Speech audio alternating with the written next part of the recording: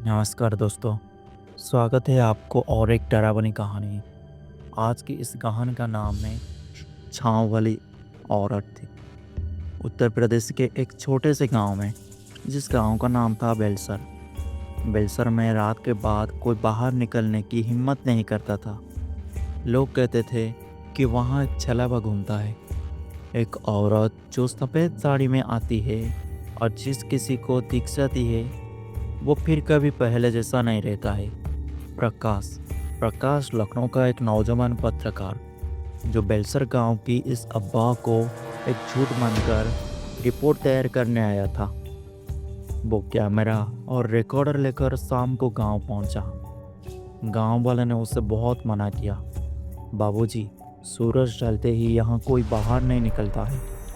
पर प्रकाश ने हंसते हुए कहा, अरे आप लोगों को डराने के लिए कोई चाल है ये। मैं तो देखूंगा आज क्या है ये छलावा। उस रात प्रकाश ने अकेले ही गांव के बाहर के रास्ते पर चला गया, वहीं जहां लोगों का दावा था कि सफ़ेद साड़ी वाली औरत दिखती है। हवा सर्द थी और चारों ओर सन्नाटा था। उसका कैमरा ऑन था, लेकिन अचानक उसे दूर से एक पेड़ के नीचे एक छाया सी दिखी। जैसे जैसे वो पास गया, वो छाया और स्पष्ट हुई।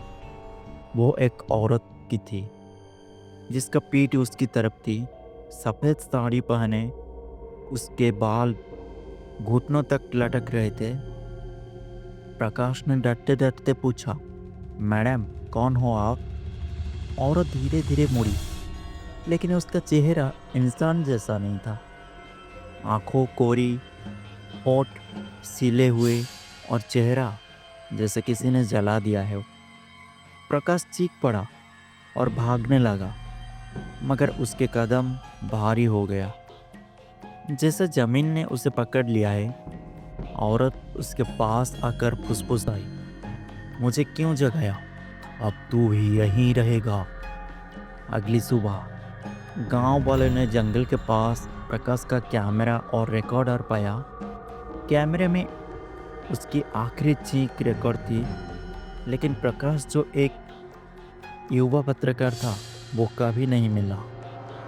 उसके बाद से गांव में एक नई अफवाह फैल गई। अब उस जंगल में दो परछाई दिखती है, एक औरत की और एक पुरुष की, जो हर आने वाली से कहता है ये सब झूठ है।